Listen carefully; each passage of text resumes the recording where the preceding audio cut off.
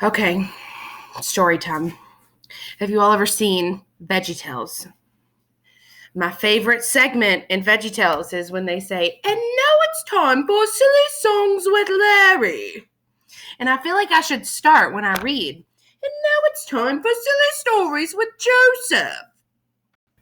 So in lieu of the VeggieTales, today I'll be reading to you silly. That's what it's going to be. Around the house and hanging upside down. I'm going to try. I don't know. It'll be fun. We'll see. So for the first poem, Conversation. I think I might fall while we're doing this. Maybe I'll read like this. Okay. Conversation. Hey, JB, I played a pickup game at the rec today. Oh, this is difficult.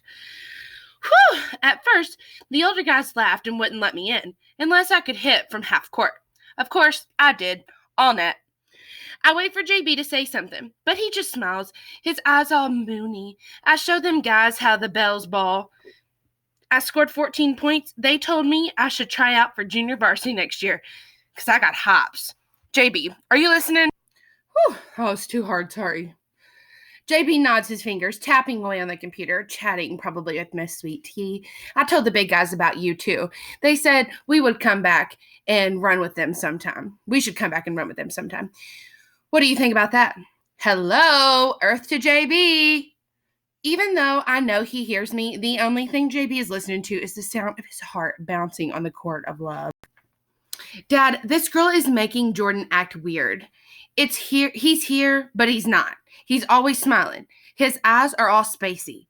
And whenever she's around, and sometimes when she's not, he wears your cologne. He's always texting her.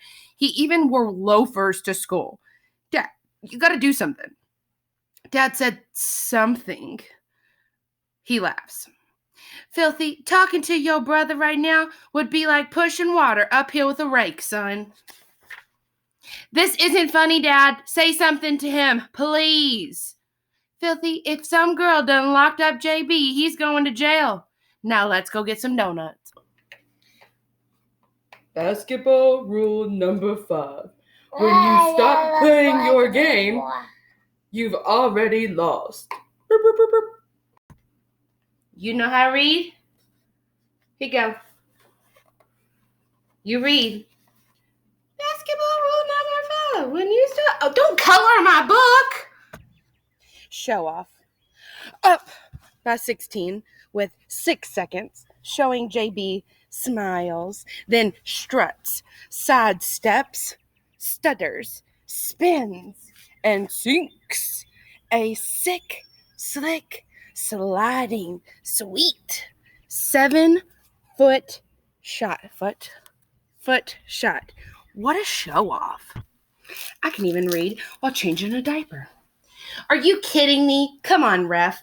Open your eyes. Ray Charles could have seen that kid walked. Call the travel violation. You guys are terrible. No. Mom wasn't at the game tonight, which meant that leave the book alone.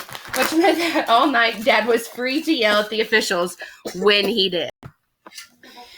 Mom calls me into the kitchen. After we get home from beating St. Francis, normally she wants me to sample the macaroni and cheese to make sure it's cheesy enough, or the oven-baked fried chicken to make sure it's not too greasy and stuff. But today on the table is some gross-looking orange creamy dip with brown specks in it. A tray of pita bread triangles is beside it.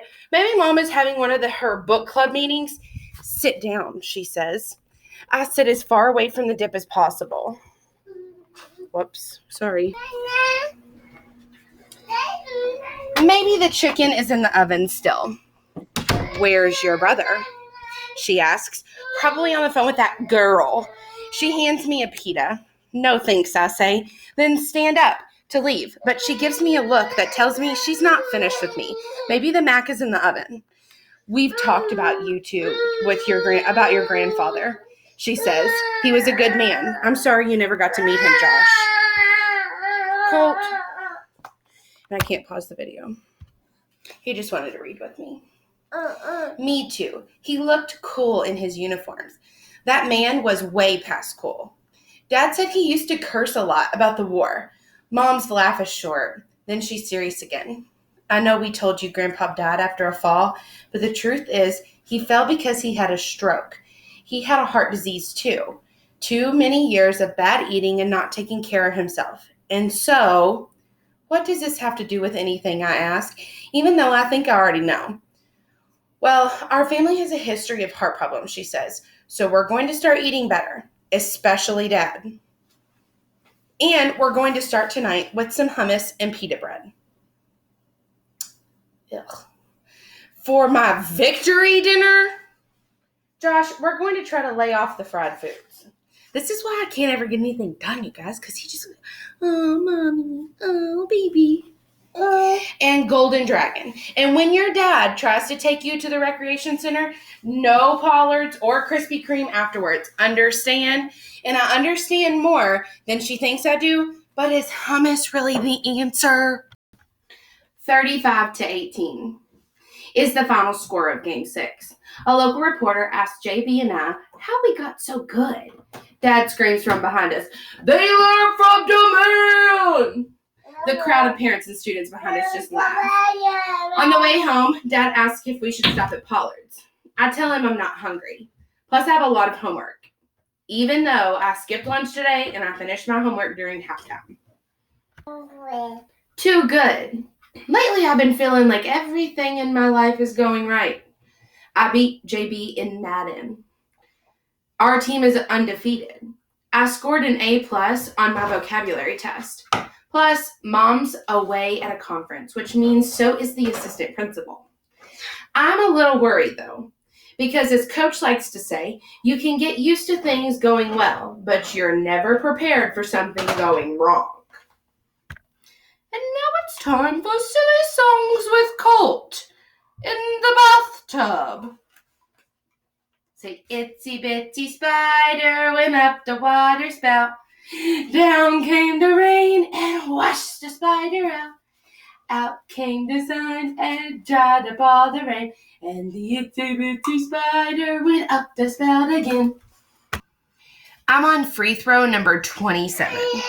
We take turns, switching every time we miss. JB has hit 41. The last 12 in a row. Filthy. Keep up, man. Keep up, he says. Dad laughs loud and says, "Filthy, your brother is getting on a free throw clinic. Is putting on a free throw clinic. You better."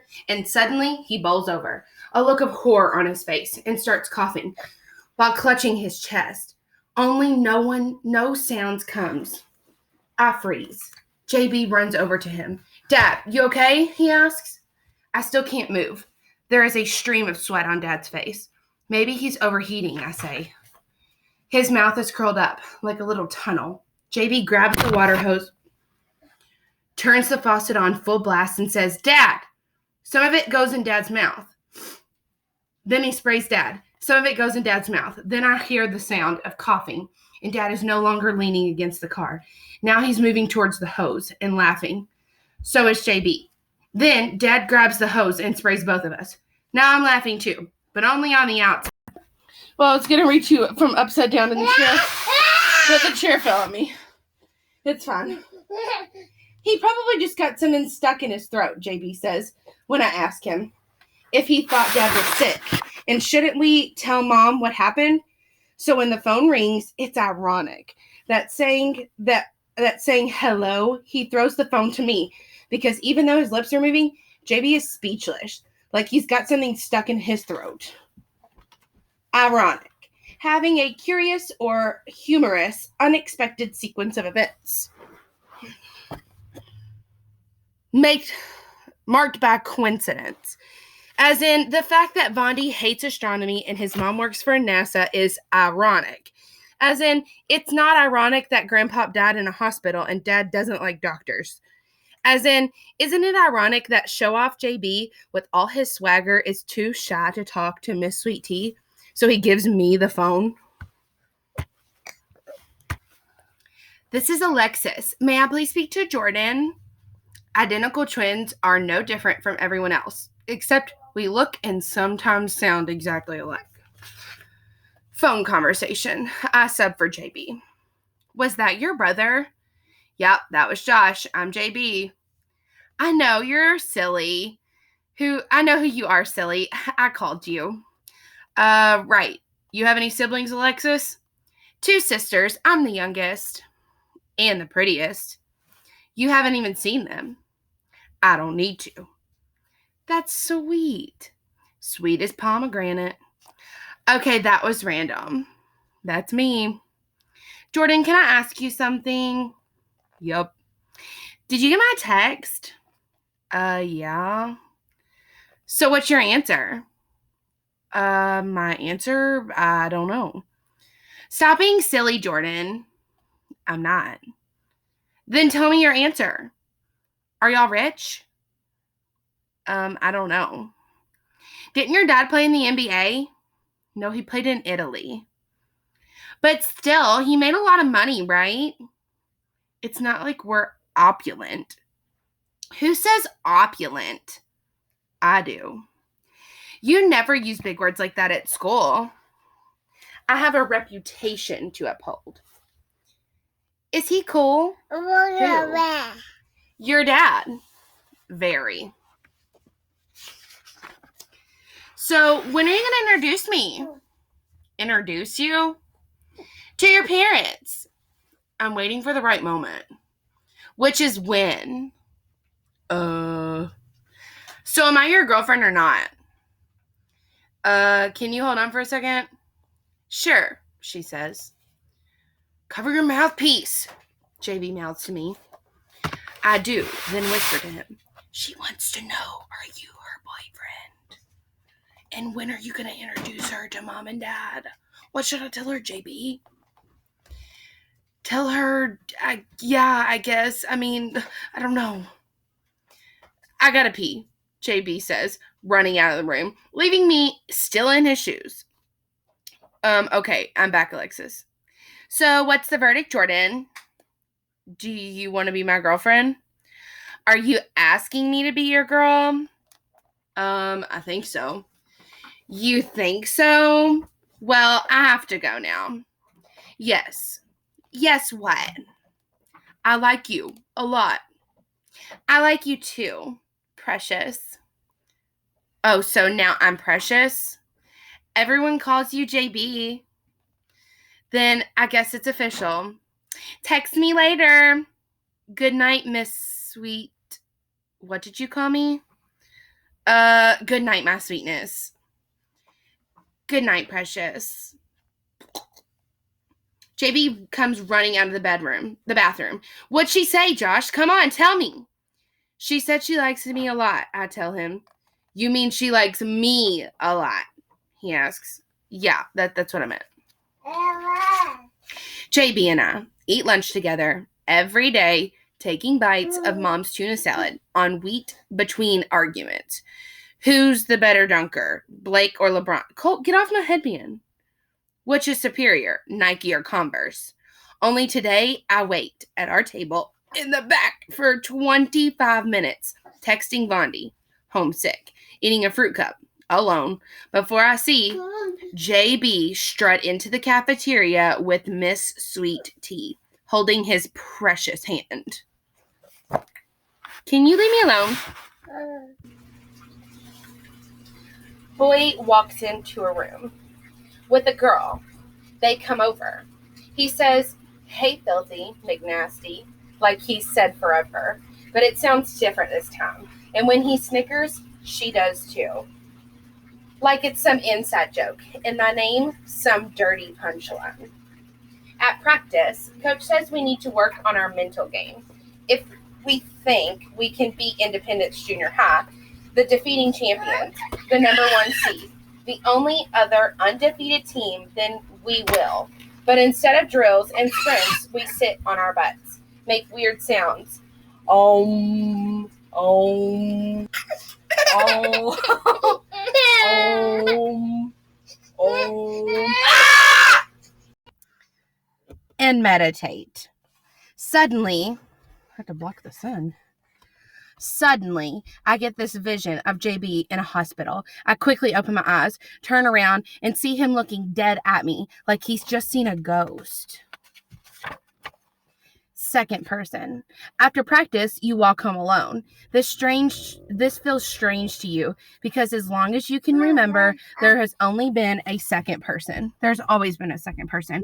On today's long, hot mile, you bounce your basketball, but your mind is on something else. Not whether you will make the playoffs, not homework, not even what's for dinner. You wonder what JB and his pink Reebok wearing girlfriend are doing. You do not want to go to the library, but you go because your report on The Giver is due tomorrow, and JB has your copy, but he's with her, not here with you, which is unfair because he doesn't argue with you, but about who's the greatest, which Michael Jordan or Bill Russell, like he used to. Because JB will not eat lunch with you tomorrow or the next day or next week because you are walking home by yourself and your brother owns the world. Third wheel. You walk into the library, glance over at the music section. You look through the magazines. You even sit at a desk and pretend to study. You ask the librarian where you can find The Giver. She says something odd. Did you find your friend? Then she points upstairs on the second floor. You pass by the computers. Kids checking their Facebook. More kids line waiting to check their Facebook. In the biography section, you see an old man reading The Tipping Point. You walk down that last aisle, teen fiction, and you come to the reason you're here. You remove the book from the shelf, and there, between the last row of books, you find the friend the librarian was talking about. She's not your friend, and she's kissing your brother. Tipping point. The point when an object shifts from one position into a new, entirely different one. As in, my dad says the tipping point of our country's economy was housing gamblers and greedy bankers. As in, if we get one C on our report card, I'm afraid mom will reach her tipping point, and that will be the end of basketball. As in, today at the library, I went upstairs, walked down an aisle, pulled The Giver off the shelf, and found my tipping point. The main reason I can't sleep is not because of the game tomorrow. It's not because of the stubble on my head, because the stubble on my head feels like bugs are breakdancing on it. It's not even because I'm worried about Dad. The main reason I can't sleep tonight is because Jordan is on the phone with Miss Sweet Tea. And between the giggling and the breathing, he tells her how much she's the apple of his eye and that he wants to peel her and get under her skin. Give me a break.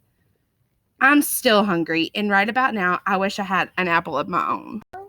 Surprised. I have it all planned out. When we walk to the game, I will talk to JB man to man about how he's spending way more time with Alexis than with me and Dad. Except when I hear the horn, I look outside my window and it's raining, and JB is jumping into a car with Miss Sweet Tea and her dad ruining my plan. Oh yeah.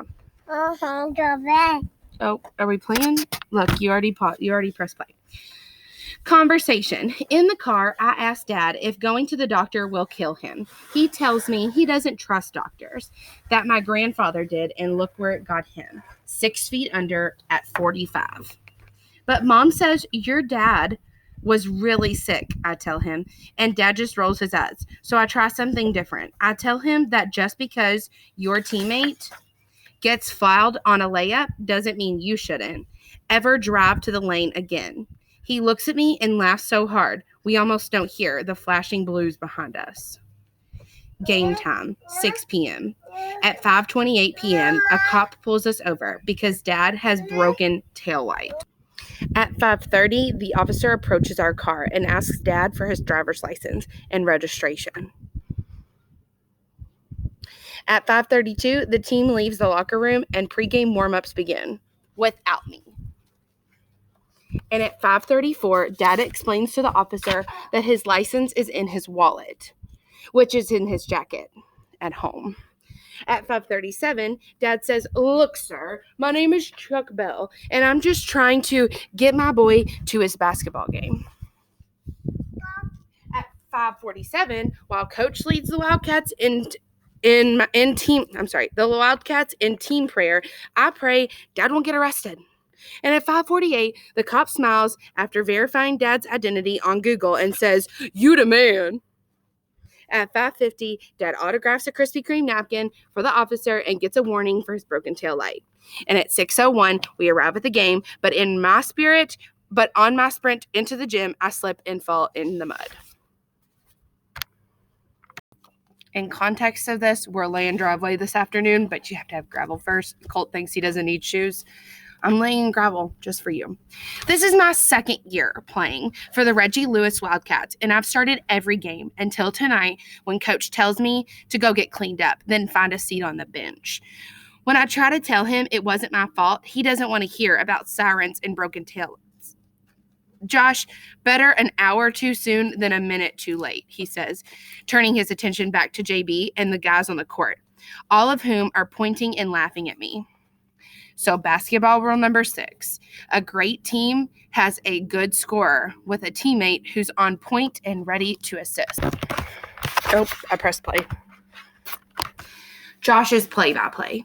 At the beginning of the second half, we're up 23-12. I enter the game for the first time. I'm just happy to be back on the floor. When my brother and I are on the court together, this team is unstoppable, unfadable, and yes, undefeated. Boy. JB brings the ball up the court, passes the ball to Vondi. He shoots it back to JB. I call for the ball. JB finds me in the corner. I know y'all think it's time for the pick and roll, but I got something else in mind. I get the ball on the left side. JB is setting the pick. Here it comes. I roll to his right. The double team is on me, leaving JB free. He's got his hands in the air, looking for the dish from me. Dad likes to say, when Jordan Bell is open, you can take his 3 to the bank. Cash it in because it's all money. Tonight, I'm going for broke. I see JB's still wide open, McDonald's drive-thru open, but I got my own plans. The double team is still on me, like feathers on a bird. Ever seen an eagle soar? So high, so fly. Me and my wings are, and that's when I remember, my wings are gone. Coach Hawkins is out of his seat. Dad is on his feet, screaming. JB screaming. The crowd screaming. Filthy, pass the ball. The shot clock is at 5. I dribble out of the double team. 4, everything comes to a head. 3, I see Jordan. 2, you want it that bad? Here you go. 1. Before. Today I walked into the gym covered in more dirt than a chimney. When JB screams, "Filthies make nasty," the whole team laughs, even Coach. Then I got benched for the entire first half for being late. Today I watched as we take a big lead and JB makes 4 threes in a row. I hear the crowd cheer for JB, especially Dad and Mom. Then I see JB wink at Miss Sweet Tea, and he hits a stupid free throw. Finally, I get into the game and the start of the second half. JB gets a wicked pick for me, just like Coach showed us in his practice, and I get double teamed on the roll, just like we expect. Today, I watched JB get open and wait for me to pass. Instead, I dribble, trying to get out of the trap, and watch as Coach and Dad scream for me to pass.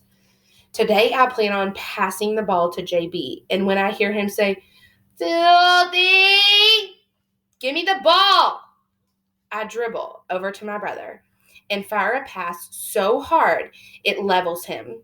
The blood from his nose still shooting long after the shot clock buzzer goes off. Amanda, silly songs with Joseph.